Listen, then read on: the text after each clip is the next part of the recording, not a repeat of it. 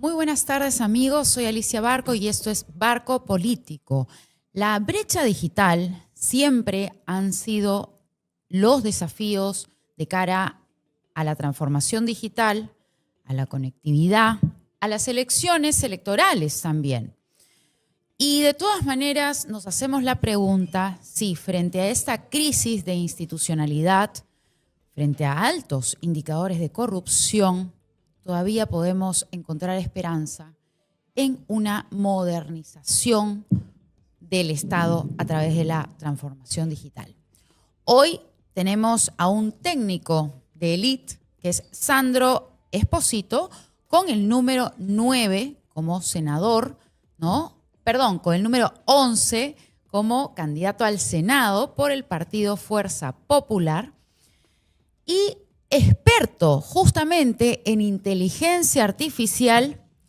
Ha sido también consultor del Congreso en el 2025 y hoy ya se ha dedicado a la candidatura como futuro senador para este 2026. Nos propone modernidad, pero él ya conoce los pasillos del poder y viene a arreglar, digamos, y ponerle filtro digital con sus propuestas para ver si nos trae nuevas propuestas políticas digitales y sobre todo para el electorado que representa a los jóvenes, que son los que hoy, ¿no?, representan el 30% y que posiblemente están indecisos. Bienvenido, Sandro Esposito, a Barco Político.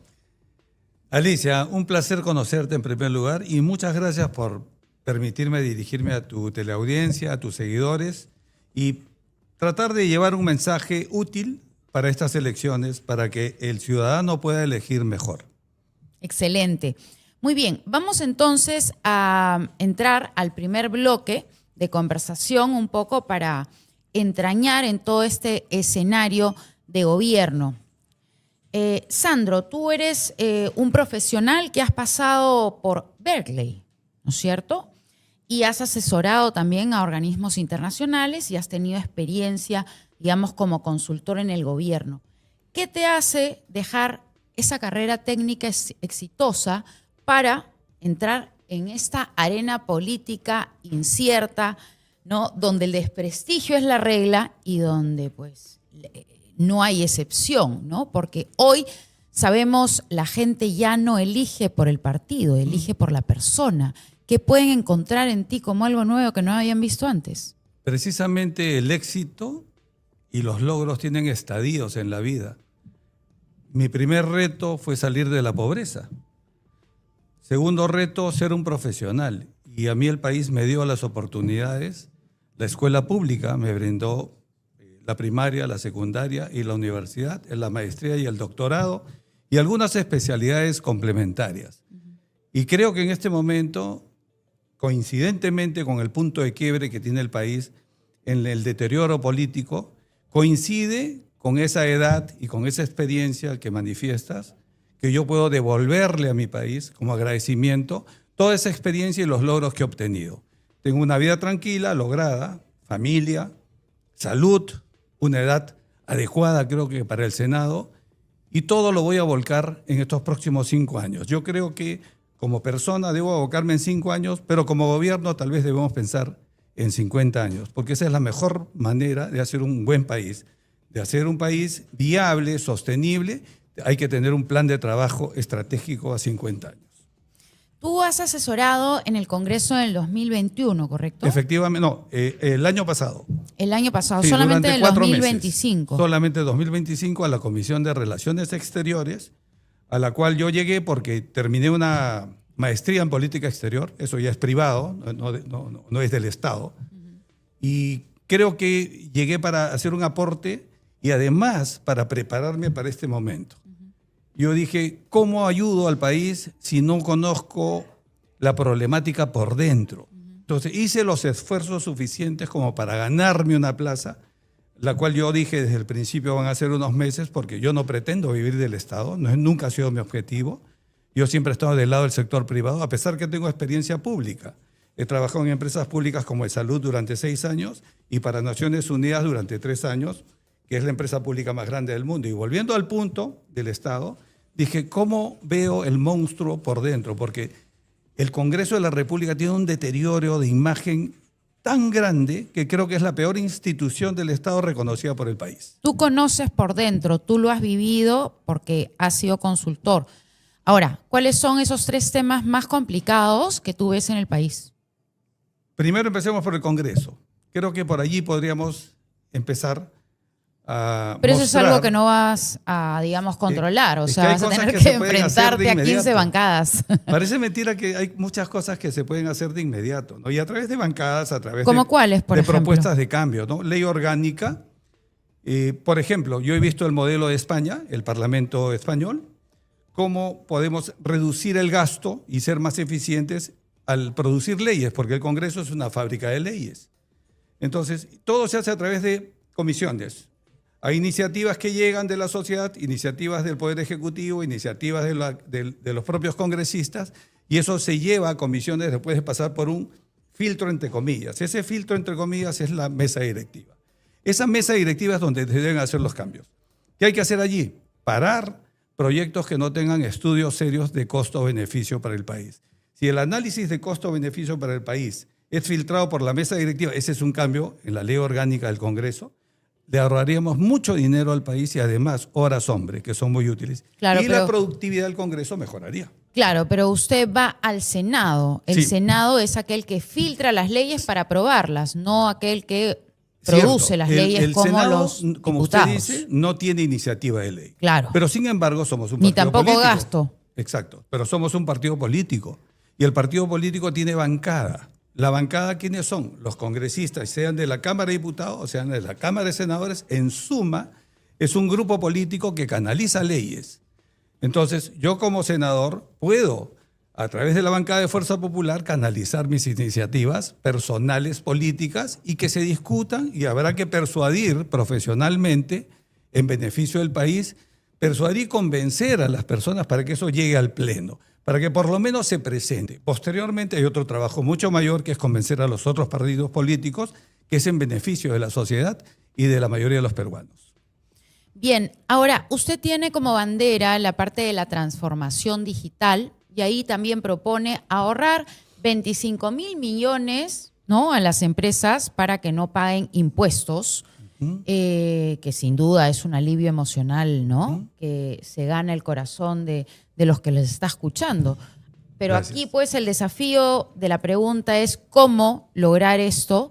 ¿Y cuál es la brecha digital que usted ve en el país? ¿Cómo planteamos el tema de la transformación digital? Porque igual el gobierno digital ya se dio su decreto en el 2018, Sí. ¿no? Y todavía existe la brecha digital. Entonces, ¿cómo hablar de una transformación digital como algo realizable si todavía contamos con peruanos, provincias que no tienen conectividad? ¿Cuál es ese porcentaje de provincias o personas que no tienen conectividad? ¿Usted sabe eso? Claro que sí. A ver, usted ha tocado varios temas al mismo tiempo, ¿no? En el tema tecnológico, voy a empezar por la educación. A ver, la educación tiene una brecha del 50% de conectividad a nivel nacional. Solo 50% de las escuelas públicas tienen la conectividad. O sea, el Entonces, 50% del hay una país brecha, no tiene. Entonces, allí hay un ¿Qué trabajo. provincias en concreto no tienen más No o tengo menos? exactamente el mapa de las provincias, pero sé que Cajamarca, es de todas 50%. maneras, no tiene. Claro, lo que está La más alejado selva del Perú. tampoco. Claro, la selva con mayor razón. Entonces, si nosotros como gobierno, en la hipótesis que seamos gobierno y no solamente tengamos una Cámara de Senadores fuerte y una Cámara de Diputados, sino tengamos un gobierno sólido, que podría no ser de un solo partido, sino de 2 o 3 partidos que tengan la misma ideología o por lo menos las mismas metas y objetivos, podríamos sacar el país adelante buscando conectividad entre grandes empresarios o grandes empresas de tecnología a nivel mundial, negociando con nuestro país para que haya conectividad satelital en esas zonas, ese 50% que no llega. Porque el punto de partida es la conectividad para que la educación sea moderna. O sea, hay escuelas, más allá de la falta de carpetas, de infraestructura física, ¿no?, para los escolares, eso es algo que sí puede hacer inmediatamente cualquier gobierno. Y eso es lo que pretende también el plan de gobierno de Fuerza Popular, hacer 5.000 colegios en los 5 años de gobierno. Esa es la oferta. Volviendo al segundo punto, que es la tecnología, la transformación digital y la inteligencia artificial, que son dos cosas diferentes. La inteligencia artificial ha sobrepasado el tiempo, nos ha ganado. Nosotros cumplimos años, nos hacemos más viejos cada año, pero la inteligencia artificial envejece cada mes. Entonces nos lleva mucha ventaja. Las leyes nacen después de que la inteligencia artificial se posicionó en el mundo. Entonces tenemos que buscar ir a ese ritmo. ¿Cómo podemos aprovechar la inteligencia artificial y cómo podemos potenciar la transformación digital que usted menciona, que es la interoperabilidad de los sistemas a nivel nacional en todas las entidades del Estado? Para eso hay una Secretaría de Gobierno en la PCM, que yo le comentaba fuera de cámaras, que a mí personalmente me interesaría potenciar y hacer un viceministerio. O sea, no crear mayor burocracia, sino empoderar para de tal manera que lo que ellos digan sea vinculante y no sea solo normativo. Y para la inteligencia artificial, lo que usted mencionó, esos números de 25 mil millones de soles anuales, es un ahorro que yo extraigo como dato de la Contraloría General de la República en dos frentes. Lo que se gasta en consultorías a nivel de todo el aparato estatal y lo que se gasta, lo que se pierde en corrupción, porque también está estimado. Claro, porque las consultorías inclusive son variables. Sí, y también la corrupción. La corrupción tiene un número estimado. Y el 85% del país es informal. También, que ahí vamos por las pymes, vamos por las grandes empresas, las medianas, ¿no? O sea, tenemos muchos problemas a nivel nacional y por eso se requiere un equipo sólido de gobierno. Claro, pero usted está planteando que que hay un ahorro de 25 mil millones eliminando anuales. Consultorías con inteligencia artificial. Exactamente. Y voy a aterrizar. Pues, ¿la inteligencia artificial puede detectar gastos inútiles? También, que no es lo que yo propongo en mi plan, pero sí, le doy la razón que sí, puede interpretar gastos inútiles, puede prever la inseguridad ciudadana, la delincuencia. ¿Usted está pensando en un software algorítmico? Totalmente.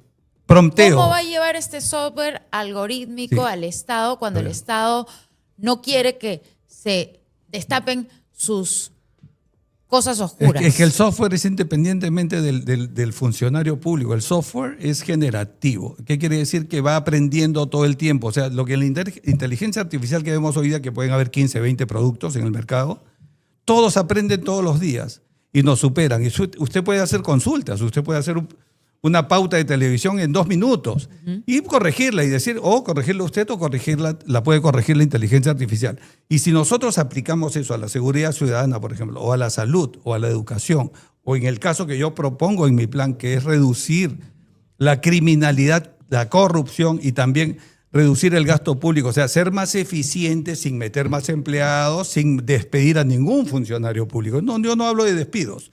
Hablo de que el rol de un funcionario público en el primer segmento, o sea, los gerentes, directores, subgerentes, sean entrenados en inteligencia artificial y se eximan de contrataciones, o sea, tienen que prescindir de contratar asesorías truchas o consultorías truchas, que la Contraloría ha determinado que es 24 mil millones de soles anuales, y en corrupción otros 25 mil millones anuales, que en suma son 50 mil millones anuales y si se multiplica son 250 mil millones anuales. Si nosotros conseguimos 70 o 60% de éxito frente a ese gasto, imagínese la cantidad de escuelas, hospitales que se pueden hacer frente a las necesidades del país. Claro, obra pública, pero también está el tema de la capacitación de profesores, ¿no? Porque sin capacitación… Claro. Por ejemplo, a mí me gustaría saber, ¿usted concibe la inteligencia artificial como una herramienta neutra o de doble filo? ¿Habría alguna necesidad de legislar? Sí se requiere. ¿Qué se necesitaría legislar, por ejemplo, en inteligencia artificial? A ver, precisamente… Porque hoy se está utilizando los datos. El mal uso, claro. De hecho, Fuerza Popular utiliza ingeniería digital dentro de su campaña. ¿Sabía usted eso? No lo sé, pero tenemos un aplicativo que se llama Victoria para personeros, que está hecho con inteligencia artificial y es súper…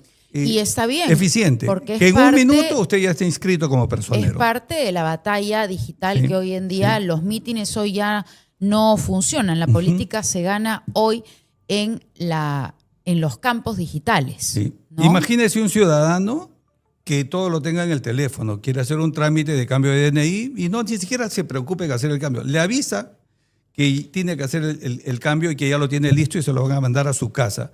Y todo está certificado digitalmente. Imagínese cualquier otro trámite, SOAT, seguro de salud, su reporte bancario. O sea, los bancos le cobran en gastos. De acuerdo. Y ¿Por todo qué cree eso usted podría que en ser. temas de gobierno digital este gobierno no ha avanzado? Porque sin duda la transformación digital en el Estado, como lo repito, empezó en el 2018.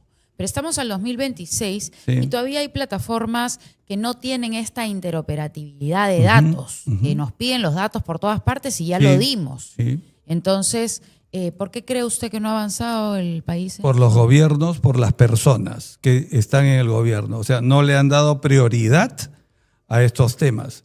Entonces, hoy en día, ignorar que la tecnología es la solución para la mayoría de los problemas, porque es para la mayoría, hablamos de salud, de educación, criminalidad, todo, en todo se puede aplicar la inteligencia artificial y los sistemas que usted menciona en transformación digital para eficiencia del Estado.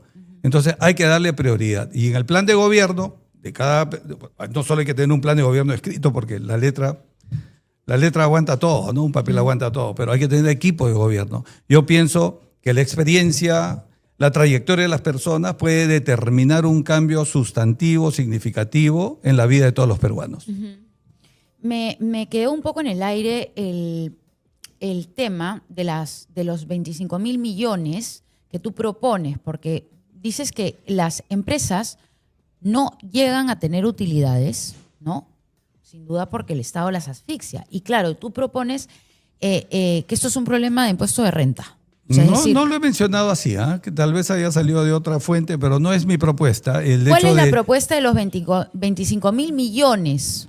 Anuales. Le mencioné que era en el tema de las consultorías, el gasto que hace el Estado en ¿Y consultorías. las empresas no tienen nada que ver? No, de ninguna solamente manera. Consultorías. Yo soy pro empresa, soy pro emprendimiento, soy pro familia. Yo creo en el creador, en la patria y en la familia. Y para el mecanismo que hace que el país crezca son las grandes inversiones. Creo más aún inclusive en las inversiones extranjeras, la mega inversión que nos trae lo que le llaman inversión directa. Pero en el documento que nos hicieron llegar de sus propuestas políticas, nos evidenciamos 0 impuestos por 3 años. Cierto, ahora sí aterrizamos. Eso es una propuesta no personal, sino el plan de gobierno de Fuerza Popular para los emprendedores jóvenes. ¿Qué quiere decir? Que está focalizado en el emprendedor joven. ¿Para qué? Para formalizar y además desarrollar emprendimientos y crecimiento en el país. Eso no quiere decir que dejemos de recibir impuestos. ¿Por qué? Porque si usted le dice 3 años, usted no va a pagar impuestos a la renta para motivar, para incentivar al joven o al nuevo emprendedor, es un impuesto que aún no lo hemos cobrado. No existe. Otra cosa es liberar de impuestos a aquellos que existen y de eso no se trata la propuesta. La propuesta es ampliar la base tributaria. Sin duda es un alivio, insisto, para el corazón de los emprendedores. Yo he sido una emprendedora de 10 años en la vida y sin duda no pagar impuestos me parece casi un cielo, un paraíso. Y no solo eso, porque hay que todo el dinero va a nuestro ahorro y eso está muy bien. Pero ¿esa propuesta usted cree que va a poder ser aprobada en una bancada donde depende del presupuesto público para poder hacer obras en el país? Es que el tema tributario no va por una bancada, va por el Ejecutivo. Claro, porque es una reforma tributaria. Exacto, eso viene como iniciativa del Poder Ejecutivo, por eso está en el plan de Fuerza Popular. Pero eso siempre en cuando salga Keiko como presidenta. Por supuesto, sí, ¿no? sin duda. Entonces no es una propuesta suya propia. No. Yo voy alineado o sea, tengo iniciativas propias que le puedo comentar otras más, ¿no? Por ejemplo, en el tema de la educación. Hoy en día, con la inteligencia artificial y con el análisis de la realidad, ¿cuántos profesionales? Y le voy a decir que es desde mi época, yo soy una persona que tiene 66 años. Desde mi época, ¿cuántos profesionales no se han titulado y son han sido buenos estudiantes, son buenos trabajadores, son funcionarios públicos o son funcionarios privados, pero no tienen título? Porque es un gran negocio la tesis y obtener un título. Y aquí estoy yendo contra las universidades particulares y nacionales, ¿no? Pero yo le digo algo, si nosotros no vamos a regalar los títulos a quien termine la universidad porque no sería justo, eso sería bajar la valla para el estudiante. No, lo que tenemos que hacer, creo yo, es motivar el estudio y la competencia. Si al tercio superior, cuando termina la universidad, le otorgamos un título directo, ¿Usted no cree que va a haber mucha competencia en la universidad para quedar en el tercio superior y lo premiamos con un título directo sin hacer una tesis? ¿Cuántos profesionales motivados tendríamos? ¿Y cuánta competencia habría? Pero, esa es una propuesta que yo pretendo llevar. O sea, hacer una tesis ¿no le parece meritorio? Sí, pero no todos somos investigadores. Probablemente el 5% de la población universitaria sea investigador. Y la tesis es 100% investigación. Sí, correcto. Vamos a entrar al bloque del Estado colador y la voluntad política. De acuerdo. ¿No? Usted sabe que la tecnología es un arma de doble filo. ¿No? Podemos utilizarla para bien o para mal. Sin duda, dependerá de la voluntad de la persona que esté atrás o usando la tecnología, ¿no es cierto? Insisto, el gobierno digital fue una esperanza para muchos ciudadanos, incluyendo para mí, de cara a las elecciones del 2021. ¿Por qué cree que no ha utilizado la tecnología para bien? Vemos un puerto del Callao con un nivel de criminalidad tremenda, ¿no? Del 2025 a 2026 ya, o hasta hace 2 años, vemos que las hectáreas del narcotráfico crecen, ¿no? Que las toneladas de cocaína que exporta el Perú hoy son 800, ¿no? Y entonces, claro, las mercaderías en el puerto del Callao, por ejemplo, están saliendo con cintillos clonados. Cierto. Entonces, ahí la tecnología no nos está ayudando. Está ayudando y favoreciendo al narcotráfico, a la criminalidad. Usted, que es un experto en inteligencia artificial y también en transformación tecnológica, ¿no cree necesario tener leyes que justamente pongan filtros a esta situación tan terrible que perjudica a la ciudadanía, a la paz, a la seguridad? Voy a abonar a lo que usted ha dicho como punto de partida antes de mencionar la solución o lo que yo creo que podría ser una solución. Yo como empresario formé un equipo, gané un concurso público para hacer un sistema que controla la venta de combustible a nivel nacional para los INERMIN. Posteriormente nos llevaron a Colombia, ese sistema lo usa el gobierno colombiano también, ha sido premiado, ha tenido, premios aquí en el Perú y premios en el extranjero. Y cuando nosotros nos hicimos acreedores de esos premios, nos invitaron a concursar para implementar este sistema, ya no solo para el control de venta de combustible, sino para controlar la venta de insumos, el comercio de insumos del narcotráfico. Y no sabíamos, el Estado no sabía dónde lo iba a instalar porque temían que ese poder que tiene el narcotráfico pudiera atacar esa base. La SUNAT estaba involucrado en este proyecto y no sabía dónde instalar ese cerebro, ese sistema que controle el comercio de los insumos del narcotráfico. Así funciona el país. Ahora, volviendo al punto que usted me dice, ¿desde cuándo estamos así? Los precintos, y son empresas privadas, las dos grandes empresas privadas que gestionan los 2 puertos, los 2 muelles del Callao principalmente, de donde sale todo nuestro comercio y viene el comercio exterior, ¿no? Esas 2 empresas tendrán funcionarios públicos extranjeros, pero también tienen funcionarios locales. Y esos funcionarios locales están amenazados de muerte.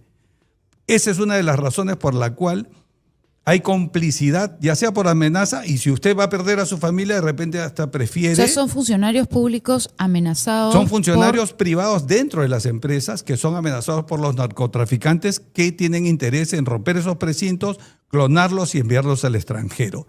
Si usted no es parte de ellos, es asesinado. Entonces, ¿qué camino le queda? Sumarse probablemente a la corrupción. Igual es la policía. Entonces, esto incrementa y ha ido incrementándose en décadas. O sea, esto no nace hace 10 años, no nace hace 5. Ahora, la tecnología, como la que existe hoy, más allá de la transformación digital, sino la inteligencia artificial, nos va a permitir prevenir desde otro centro de monitoreo, desde el extranjero probablemente, se puede monitorear todo, ni siquiera desde aquí. Ciegamente, ¿qué está pasando en esos puertos? ¿Qué puede estar pasando en la entrada cuando entran los camiones? Si los revisan, no los revisan, porque pasan por fajas, por lectores electromecánicos, ¿no? O sea, hay una suerte de tecnología aplicada, pero que apagan, luego siempre el ser humano es el que rompe todo ese sistema de seguridad. Entonces, si lo tenemos controlado desde fuera y hay un gran Estado, o sea, un gran equipo de gobierno que piense diferente, que quiera cambiar esta sociedad, se puede lograr. Por ahí está el punto de partida. Y para que eso suceda, quien tiene la responsabilidad, increíblemente, es el ciudadano, con su voto. Si el ciudadano vota bien hoy, puede existir ese cambio. Si no, nos vamos a sentar dentro de 5 años nuevamente, usted y yo, y vamos a estar hablando del mismo problema. Claro, pero usted sabe cómo están funcionando hoy la batalla de las redes sociales en el tema de lo digital y lo político, ¿no es cierto? Estamos Exacto. también el riesgo de las cámaras de eco, de estas burbujas que ocurren con el sesgo algorítmico, porque sin duda tú a través de tu like eliges un tipo de contenido, entonces ya tu feed solamente se sesga hacia eso, ¿no? Entonces, claro, ya la política y la gente joven que no ve televisión, ¿no? No se gana en los mítines, ¿no? Ni en los paneles de las calles. Sí. Se gana justamente a través del contenido, y quien Sí.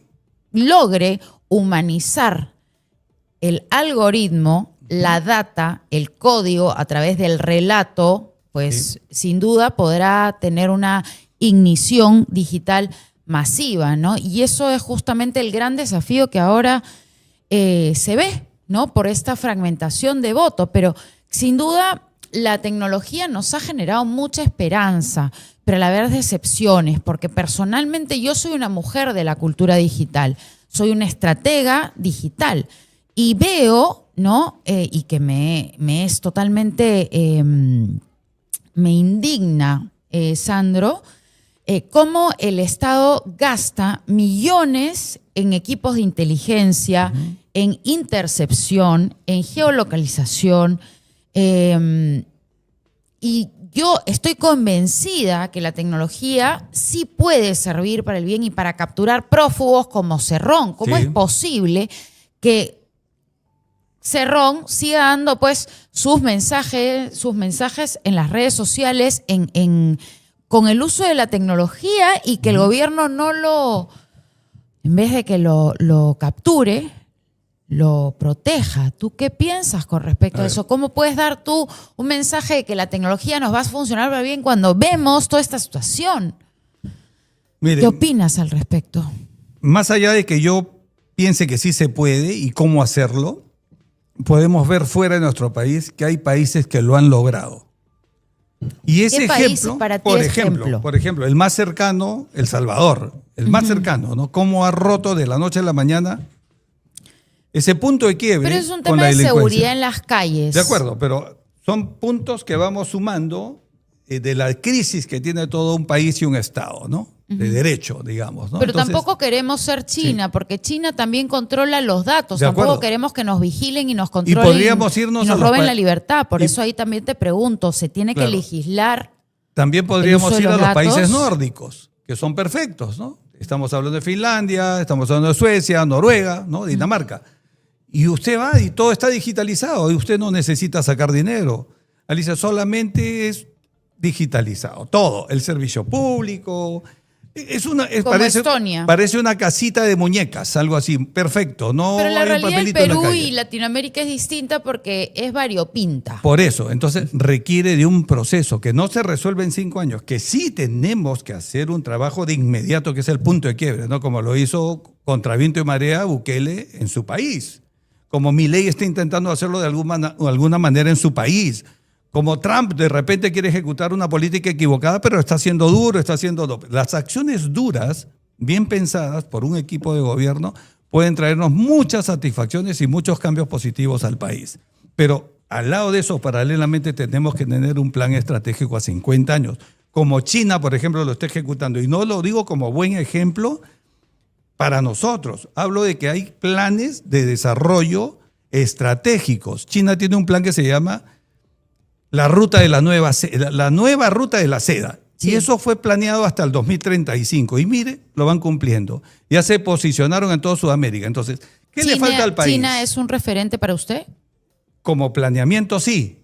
Y mal planeamiento de Estados Unidos porque se han quedado. Como Estados Unidos hoy ya está peleando volver a mirar al Perú o mirar Sudamérica, que nunca lo vio o lo descuidó, Ahora, ¿usted ¿por qué? aplicaría la misma tecnología como la está aplicando el gobierno, ¿Qué digitalizado tecnología? el 100% también del país? Claro, ellos tienen 5G, ¿no? Por ejemplo. Están compitiendo. O sea, pero Trump, ¿aplicaría lo mismo igual acá al Perú? ¿O realmente tendría alguna la diferencia? aplicación de tecnología en la China, hasta donde sé que lo que conozco es desde la pandemia hasta hoy, que todo ciudadano está controlado, sube al bus y está controlado, entra a su casa, entra al edificio y está controlado ya. Yo no estoy de acuerdo con ello, si es que es mal usado. Pero si es que es bien usado, yo estoy de acuerdo que el hombre al nacer tenga un chip en el cuerpo para ser identificado. Entonces, depende cómo usemos la tecnología. Por eso, pero justamente Claro, en una ahí dictadura tenemos que sería mal buscar utilizado. el filtro. Claro que O sea, y ahí es el tema justamente de la ética en el uso de los datos Sí. a través de la inteligencia artificial y de todas las tecnologías. Hay que legislar. Entonces, exacto, Sí. esa materia Hay que legislar, hay que tener está vacía. Usted en algún momento creo que me mencionó de los asesores, ¿no? Los asesores, hay dos, en el Congreso de la República y en el Estado, ¿ah? Hay dos líneas, el funcionario de carrera y el funcionario de confianza. Y el funcionario de confianza deben ser unos, 2.500 empresas, instituciones del Estado, podrían ser 10.000 directos, digamos, de esos que deciden todo en el país, son 10.000 funcionarios de confianza. Sí. Yo me atrevería a decir que allí hay que hacer cambios. O sea, a pesar que existe una ley orgánica para los perfiles y para saber seleccionar y que lo ejecuta servir y lo establece servir, no se cumple. O sea, si no, no tendríamos 15 chicas contratadas en el gobierno de Gerí, ¿no? Y sin hablar de ya, pensemos que son hombres, ¿ya? 15 hombres contratados, no para hablar del género. 15 hombres contratados, pero que no reúnen el perfil. Entonces, eso hay que modificarlo. Pero sin embargo, en el Congreso hay una ala, hay una columna vertebral que es el servicio parlamentario. Todos son profesionales de primera línea. Hablo del 95%. De donde proviene ese Vasco, de donde proviene Forno, que es el actual gerente general, le llamo yo, pero tiene otro nombre, oficial mayor. Ya, toda esa línea de personas formadas de carrera son valiosísimos. No se puede prescindir de ellos.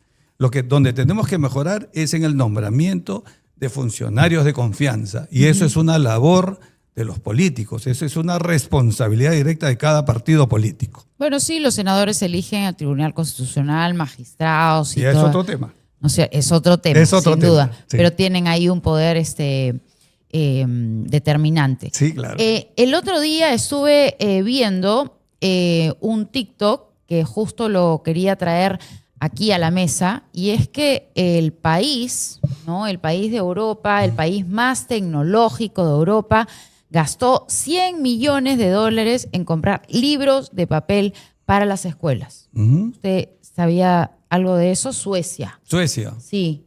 Y digamos que ha vuelto a la forma tradicional de la educación. Yo soy uno de ellos. Yo leo en papel, más que en el celular. Claro, pero entonces desde su enfoque, porque ahora pues en el país sí hay una digitalización, ¿no? Se han hecho colegios del Bicentenario, laboratorios de robótica. ¿Qué opina de esta noticia? Al que le guste leer en papel, que lo haga. ¿Sabe por qué? Porque es un negocio que funciona. Es una máquina de negocio. Eso le da trabajo a mucha gente. O sea, no le quita de empleo a nadie. No, paga impuestos. O sea, es algo que debe permanecer si hay oferta y demanda equilibrada. O sea, hay un punto de equilibrio, ¿no? El precio. Y el que quiere consumir en las redes, que lo consuma. Todo eso se mueve por oferta y demanda. Si Suecia lo ha decidido, no es porque una decisión del Estado. Es una decisión del mercado. Y yo apoyo las decisiones del mercado. ¿Le parece bien? Sí, claro. A mí a nivel de educación me parece también muy bien volver. Yo creería que hay que buscar un equilibrio, Sí. ¿no? Y que hay que capacitar a los profesores también en esta visión de, digamos, una cultura humanística digital, ¿no? Sandro, la Unión Europea ya prohíbe, que el Estado use la inteligencia artificial para vigilar masivamente a sus ciudadanos, ¿no? Creo hay un Estado, digamos, que vigila, que es responsable con el ciudadano, y de hecho hay estándares, ¿no? Ya europeos de protección al ciudadano con el uso de la inteligencia artificial, que es el Reglamento de Inteligencia Artificial de la Unión Europea. Es la legislación más avanzada y estricta del mundo, aprobada en el 2024. Entonces, ¿tu propuesta de inteligencia artificial sigue los estándares europeos de protección al ciudadano o es una herramienta de control social para ti? Te soy sincero, ese aspecto yo no lo he analizado. Nuestra ley de inteligencia artificial es pobre. Acaba de salir una versión el año pasado, creo que en agosto del 2025. Entonces estamos trabajando en ello. Pero sí es bueno contemplar los avances legales, legislativos de otros países que están un paso más adelante que nosotros y tratar de aplicarlo mejor. No copiar, sino si copiamos las partes mejores y los mejoramos. Yo creo que somos, como China hizo de repente con Estados Unidos en cuanto a industria en general, ¿no? Chips, automóviles, ¿no? Ellos copiaron tecnología y la superaron. Por eso tienen productos similares y mucho más baratos. Y nosotros debemos ser muy hábiles en eso como países receptores de tecnología, ahora que todo está globalizado, y sacarle provecho para el Perú. Y en el tema legislativo creo que es un buen ejemplo lo que usted dice. Ahora, si, digamos, yo te tuviese que preguntar 2 palabras claves o 3 palabras claves del beneficio que tú ves en la tecnología aplicada. Yo creo que eficiencia, integridad, que significa menos corrupción. Eficiencia y menos corrupción. Has dado la palabra clave, porque es la transparencia frente a la corrupción que necesitamos recuperar y que, fíjate, los jóvenes están conectados con eso. Sí. Los jóvenes son los filtros de los Grinch, ¿no? Se dan cuenta quién es falso inmediatamente y buscan, más que el partido, gente real, que verdaderamente esté conectada con esa autenticidad, esa integridad legítima que queremos ver en los candidatos y que a veces en diferentes candidatos no encontramos. Cierto. Entonces, yo te pregunto a ti, si tú, digamos, en tu partido encuentras una corrupción de alguien, de algún miembro del partido, ¿tú vas a estar a favor de transparentarlo o vas a seguir una disciplina partidista? Directamente, le digo, ¿no? Tenemos un ejemplo hoy en día de lo que ha sucedido en una familia, en 2 familias, ¿no? Alguien que perdió a una hija y alguien que pierde otro hijo que podría irse preso, ¿no? En este accidente de tránsito que hubo, ¿no? Entonces, ahí hay un conflicto de sentimientos muy naturales porque son sentimientos humanos, pero desde el punto de vista imparcial, ¿no? Desde el punto de vista legal, honrando la transparencia, la integridad, entonces tendríamos que privilegiar, yo como persona, a su pregunta le respondo, que no interesa que así sea la líder número 1 del partido, si algo tiene que pagar por ser un acto punible, yo apoyaría por la justicia. O sea, cero blindaje a las personas corruptas. Si queremos cambiar el país, tenemos que demostrarle, dando el ejemplo a la población, con la integridad de nuestros actos. ¿Cuál es el nivel de digitalización del Poder Judicial, por ejemplo? Y mire, el Poder Judicial se ha demorado, porque siempre hay intereses en el Estado, intereses entre comillas, quiero decir, ¿no? O sea, corrupción. Se ha demorado mucho en digitalizar los expedientes judiciales. Es un punto de partida. El Estado en general, más allá del Poder Judicial, hay un sistema de trámite documentario que existe probablemente hace unos 15 años atrás y que debería ser el estándar de uso de todas las instituciones públicas. De las 10.000 instituciones públicas, 2.400, creo que el 20% lo está utilizando. El 20%, y han pasado más de 10 años. Entonces eso es un tema de política de Estado y de decisión de gobierno. Creo que las empresas del Estado, las instituciones no obedecen los dictámenes, siempre hay resistencia a los cambios, pero no hay resistencia porque va a ser una tecnología que les cueste aprender. La resistencia está en la corrupción. Entonces hay que cambiar algunas leyes, hay que reforzar el poder de la cadena. Usted aquí es rígido, pero falla en el último tramo, entonces el primero que era rígido se vuelve blando o se vuelve corrupto porque el buen trabajo que hace no llega a buen fin. Entonces esa cadena tiene que tener una reforma. Y esa es una reforma judicial que viene desde el Poder Ejecutivo, no del Legislativo. El trabajo del Poder Legislativo, limpiar su propia casa, es otro trabajo que me va a tocar probablemente si yo soy el elegido senador. Sí, sin duda es un programa, una reforma, ¿no es cierto?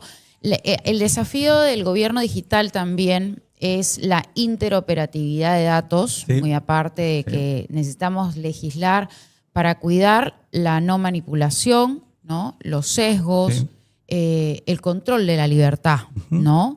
La ética en la inteligencia artificial. Tengo entendido que desde el año pasado ya se ha avanzado algo, algo, pero todavía sin duda se ha quedado un poco ahí.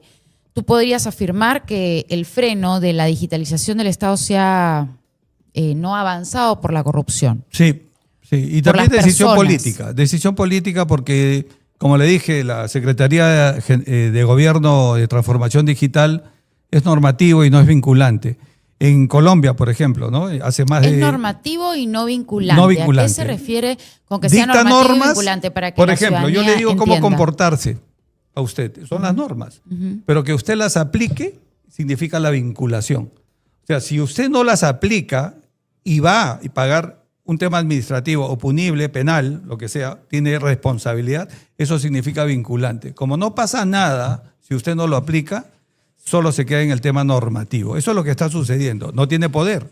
Entonces hay que empoderar esa secretaría a nivel de un viceministerio y que sea vinculante entre todas las instituciones del Estado. Todas, absolutamente. Todas, absolutamente. ¿O usted tiene una escala, digamos? Empezaremos de lo más alto hacia lo más bajo, pero ¿Por todas. dónde empezaría todas. usted, por ejemplo? Por los ministerios, número uno. Número uno, porque todos los ministerios tienen diferente uso de la tecnología y diferente software. En el salud, Ese es el problema. por ejemplo, el salud. El salud que tiene, todo el mundo habla de salud, que tienen 17.000 millones de presupuesto, que siempre lo han tenido, ¿Y ha por sido qué muy la alto. SUNAT ha logrado una digitalización muy eficiente en comparación de otros ministerios del país? Alberto Fujimori, usted lo ha puesto en la mesa, yo no lo he dicho. Yo ¿no? lo he preguntado. SUNAT nace con Alberto Fujimori y nace una buena institución, pues. Antes de Alberto Fujimori, la SUNAT, ¿cómo era la tributación en el Perú? 5 boletas iguales o no se declaraban, papelitos lo llenábamos, el día que había que hacer Bueno, contabilidad. sería interesante que usted cuente este suceso, porque Sí, claro yo que le sí. digo la verdad, Sí. los jóvenes de hoy, voto anti-Keiko muy fuerte de 78% y sin duda desconocen absolutamente de la realidad tanto del terrorismo Sí. como de lo que en todo caso el presidente Alberto Fujimori hizo en el país para recuperar esa institucionalidad Sí. que había sido perdida por justamente el terrorismo. Cierto, ¿no? cierto. Entonces, la forma como se tributaba, claro, yo personalmente no la conozco porque yo fui emprendedora empresaria en el 2015, Claro. ¿no? Entonces conocí la SUNAT con una precisión de eficiencia de correos electrónicos, Cierto. mensajes al celular, te avisa con tiempo, es decir, la SUNAT es amigable a nivel digital y cuando uno va a las instituciones también es amigable. El sistema funciona muy bien, Sí. o sea, el sistema de recaudación, el enfoque no es desarrollador, es un poco ahogante, ¿no? Cierto. Pero a nivel de eficiencia operativa funciona muy bien. Sí. Entonces, ¿qué se hizo ahí a nivel de digitalización para que se aplique en todas las instituciones? Porque vamos a otras instituciones y es un dolor de cabeza. Fue un plan estratégico de menos a más, de resultados en corto plazo, en mediano, hasta mediano. Yo pienso que fueron 5 años. Y de largo plazo los que vemos hoy día. Pero el gobierno, como dura 5 años, no se puede hacer un desarrollo a largo plazo para instituciones de ese tipo. Se deja un plan de ejecución a largo plazo, pero fue de corto y mediano. Y se invirtió en tecnología y se nombró funcionarios del sector privado que se hicieron posteriormente de carrera, o sea, se tomaron chicos de buenas universidades y de buenos Talentos del rendimientos, mundo privado, talento del del mundo sector privado privado. y de las universidades. Yo le puedo Excelente. mencionar nombres, pero haría propaganda a muchos abogados de hoy que son O sea, independientes. se creó como una especie de mesa colaborativa de innovación Sí, público-privada Sí, y se pagó bien. o solo privado y academia. Yo creo que tuvo todos los frentes Los tres. contemplados. Sí, Fíjese, todos los son las frentes, tres columnas de la las tres innovación. columnas, sí. Y la tecnología hasta hoy marca la diferencia de la institución. Totalmente. Totalmente, sí. Y son buenos salarios, son personas íntegras, la mayoría, ¿no? O sea, pocos funcionarios están coludidos con la corrupción, pocos funcionarios en la SUNAT. Y eso es una cultura, es un trabajo cultural e institucional interno que se ha ido desarrollando. O sea, yo tengo amigos que trabajan en SUNAT y a veces no se pueden tomar ni una foto. ¿Por qué? Porque seguramente hay un decálogo que les impide a ellos, siendo funcionarios públicos, estar en ciertas reuniones, aparecer con ciertas personas, porque esa es una cultura que han generado desde hace muchos años y se cumple. Por eso es una de las mejores instituciones del Estado. Pero sí hay mucha crítica también en cuanto a la persecución sobre los impuestos, ¿no? Hay algunas cosas como los fiscalizadores de municipalidades que a veces se exceden, ¿no? Hay cosas que se pueden cambiar y se pueden mejorar. Porque, por ejemplo, un emprendedor que empieza una empresa el primer año, a usted le cae una multa por haber tenido errores en su contabilidad y podría quebrar inmediatamente su empresa porque no ha vendido nada, pues. Y dice, Dios mío, yo puse 2.000 soles o 5.000 soles para iniciar mi empresa y la multa es de 5.000. Y no he vendido absolutamente nada, yo estoy esforzándome para crecer. Entonces, Claro, por eso... 10 de cada 10 empresas, Exacto, cierran. 8 o 6 quiebran. Fracasan, claro. Sí. En el tercer o segundo año fracasan, ya se cierran. Ya antes era entre 6 y 8 años, ¿no? Es Ahora cierto. es el segundo. No, es el segundo y Imagínese. tercero, porque no hay pulmón para llegar al 10º año, al 6º año. O sea, el pulmón puede durar un par de años, ¿no? Que usted mismo puede mantener su emprendimiento. Pero si la SUNAT no lo acompaña como ahora se pretende acompañar, no solo es el impuesto a la renta, es orientarlo, es darle servicios contables gratuitos, pues, o asesoría también gratuita para la contabilidad, ¿no? ¿El BCR está digitalizado, por ejemplo? De seguro que sí. Además está lleno de profesionales de primer nivel. O sea, para llegar a hacer lo que es el señor Velarde hay que entrar desde practicante. Pues hay que ganarse un concurso público y ser seleccionado. Para llegar a ese concurso público usted tiene que estar en el 5º superior o 10º superior de la universidad en economía. Y luego de allí salen los elegidos. 5, 6 o 10 que entran a un programa de formación y hacen carrera. Entonces es totalmente transparente, profesional, institucionalizado. Y cada ministerio me dice que tiene su propio software. Sí, sí. No exactamente cada uno tiene lo suyo. Unos tienen más, otros tienen menos. Por eso es que no logramos la La interoperabilidad, interoperabilidad y la de datos. integración, exacto. Integración. Tienen formatos diferentes, tienen sistemas diferentes. Y la integración es como los hospitales. Por ejemplo, yo le digo, si hay historia clínica en el sector de salud, en el Ministerio de Salud y en el CIS, ¿cómo los integramos si son formatos y sistemas diferentes? Claro, pero si no sacamos todos esos softwares y no estandarizamos Claro. o uniformizamos, nunca vamos a hablar de una modernización del Estado Claro. al servicio de la Sí, ciudadanía. tiene que haber un plan integral de desarrollo y de unificación y de integración. Sacar esos softwares y poner solamente uno para todos. Sí. Que es ¿Se caro. puede? Sí ¿Posible se puede, ese? claro. ¿Es Salud real? tenía, en el año 97, yo sé que usted es joven, ¿no? Pero en el año 97, Salud tenía un presupuesto de $50 millones para cambiar el sistema hospitalario. Y no se ejecutó porque habían intereses internos. Y no se ejecutó, teniendo el presupuesto y no se gastó, no se hizo. Y hasta hoy el sistema hospitalario que tiene de salud, le estoy hablando del 97, permanece. Y ese sistema tiene huecos, permite que un tercero entre por otra persona, o sea, suplantación. Permite muchas cosas. Ya. Entonces, eso se pudo haber hecho ¿Cómo desde el estamos a 97. nivel de ciberseguridad en el país? Hemos mejorado muchísimo, pero no de manera integrada. Si no, no se hubiera caído el Interbank, por ejemplo, Pero en algún momento. Controlaría, por ejemplo, usa Big Data, o sea, y tal, y nos siguen robando. Sí, ¿Dónde está sí. el problema? ¿En la gente? ¿O A ver. cuál es su visión? Es que yo creo que si vamos a pensar en digitalizar, en poner inteligencia artificial, en automatizar todo el Estado y de manera integrada, un aspecto muy importante es la seguridad, la ciberseguridad. Y para llegar a ese punto tenemos que tener funcionarios públicos que vean en el mercado internacional las mejores soluciones. ¿Qué quiere decir? Que no hay que escatimar en gastos para que los funcionarios públicos expertos viajen permanentemente en búsqueda de soluciones, porque nosotros no vamos a inventar la pólvora y hacer un software de ciberseguridad.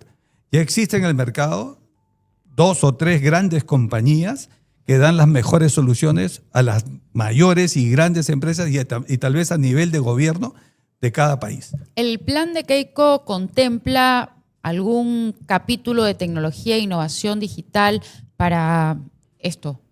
¿Impulsar el gobierno digital? No como capítulo, pero sí en todos los sectores, porque la inteligencia artificial y la transformación digital es transversal. Entonces sí se aplica. Claro, usted me habla de seguridad, comisaría, policía, pero usted salud. sabe que nuestro país tiene un problema estructural profundo, ¿no? Y para poder, digamos, solucionarlo, ¿no? Integrarnos, ¿no? Tanto el gobierno, las empresas, la sociedad civil, ¿no? Porque cuando dejamos nuestros datos, por ejemplo, en alguna plataforma, estamos dándole nuestros datos a esa institución pública. Y si esa institución pública conversa con otra institución pública, llámese RENIEC, y después, por ejemplo, me voy yo a salud, en realidad mis datos deberían estar, Sí, claro, ¿no?, interoperando para que el sistema esté abierto, a gobierno abierto y esté al servicio de la ciudadanía, ¿no es cierto? Sí. Y deberían tener todo mi historial, mi biografía, todo. Ya, pero eso no funciona. Eso No. funciona, eso está en el mundo ideal, ¿no es Sí. cierto? Claro, y por los problemas del software y todo lo demás, porque cada uno tiene lo suyo. Ya, pero aquí justamente, o sea, ¿cómo usted va a lograr este sueño que yo también, y estoy segura que mucho de la ciudadanía también quiere tener, un gobierno eficiente, abierto y el servicio del ciudadano, si es que en el plan del Ejecutivo no está presente? Me ha hecho recordar algo que he leído y que se llama la ventanilla única, que es para los trámites precisamente, donde usted me ha comentado que duele, ¿no? Toda esa tramitología se va a resolver en el quinquenio del gobierno de Fuerza Popular, en esa hipótesis, y se llama ventanilla única de trámites. Entonces eso va a mejorar. ¿Qué quiere decir? Que hay que dar los primeros pasos, pues. ¿Dónde más duele estos trámites? En esos trámites se harán una integración. Y los esfuerzos vendrán en cadena, porque no se puede solucionar los problemas en un solo día y de la noche a la mañana, sino que hay que tener un plan de desarrollo integral, que quiere decir dónde empezamos y dónde terminamos. Y yo creo que está muy claro allí, como le hablé de la tecnología de manera transversal, y he leído que hay ventanillas únicas tanto para la minería y para el tema de servicio al ciudadano, donde se va a integrar la RENIEC, donde va a estar la OMP, el Jurado Nacional de Elecciones, Indecopi, para los pequeños empresarios, ¿no?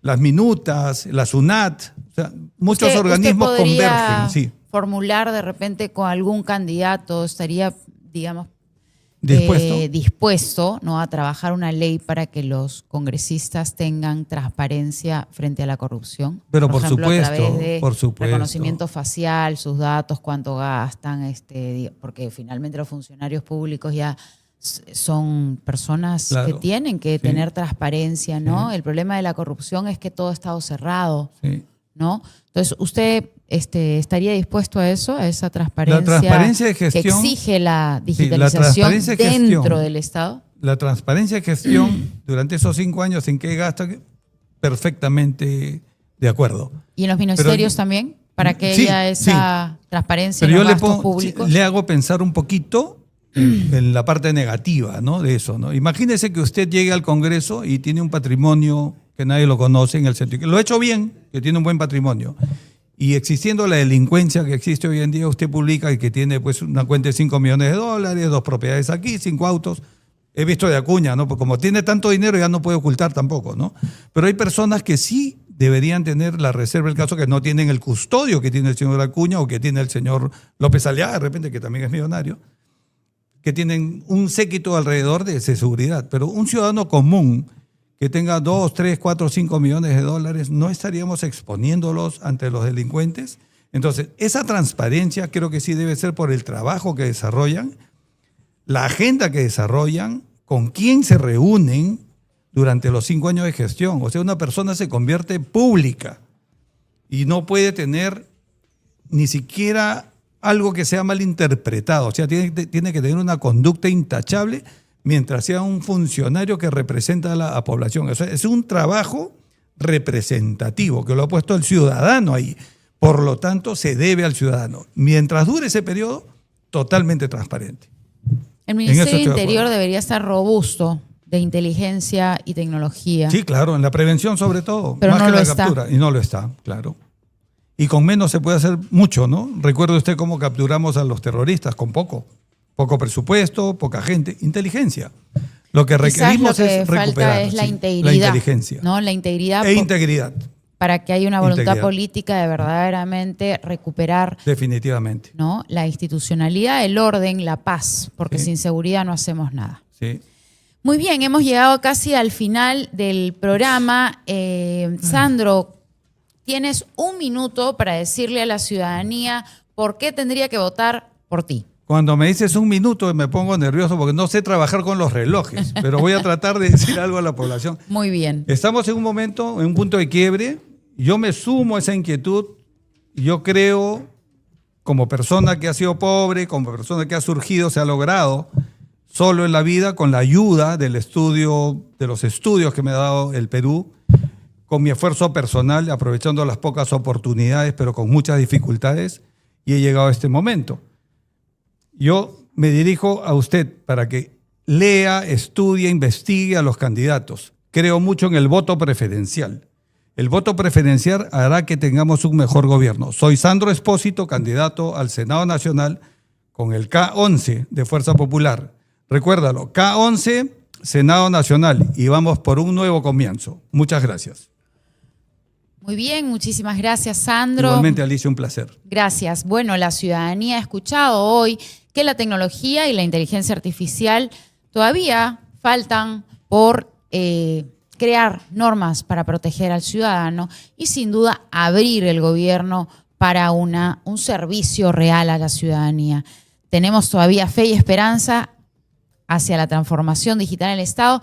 Esto fue Barco Político, la verdad en Puerto Seguro, y siempre digo, el ciudadano será quien elija. Nos vemos este miércoles. No, ya estamos miércoles. Nos vemos el próximo lunes. Que tengan una gran semana. Soy Alicia Barco. Hasta la próxima. Chao, chao. El Perú no necesita